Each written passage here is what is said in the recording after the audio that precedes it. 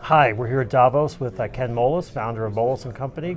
You know Donald Trump. What's your take on where the U.S. economy is heading and sort of the mood at Davos around it? So the interesting part, this is the second Davos where Yeah. Donald Trump has been the topic of every conversation. Yeah. Interesting, last year was based on the fact that he had no chance of winning, and this year of surviving with him.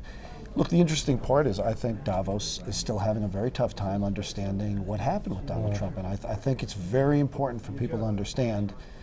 And my translation to people is the U.S. has probably left 1.5 points of growth on the table over the last 7 years by its policies. The United States, look, I think it should be a 3.5% GDP grower. I think Donald Trump thinks it should be 4 to 5. I hope he's right.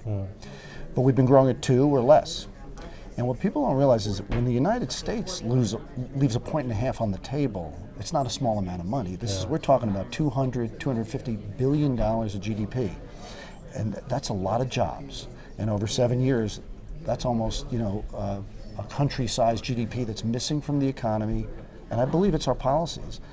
And so I'm very optimistic about if this administration focuses on lowering taxes, rolling back regulation, and doing some of the fundamental changes they are around the EPA and education. I'm very bullish on all that, and I hope they get it done. Is there anything that concerns you, for instance, trade noises or anything like that would be something to watch for you? Yes. Look, I predicate that on saying that we don't enter a trade war, and I understand I understand Mr. Trump because I've worked with him, and I believe he's setting out a negotiation that he hopes will lead to a better transaction for the United States. I hope that's what he's doing, and I hope we do not end up in a trade war. So you know him, you know the Davos crowd. You're explaining this to them.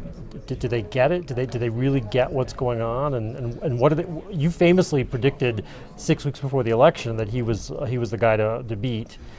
Do they get it yet, or what are they missing?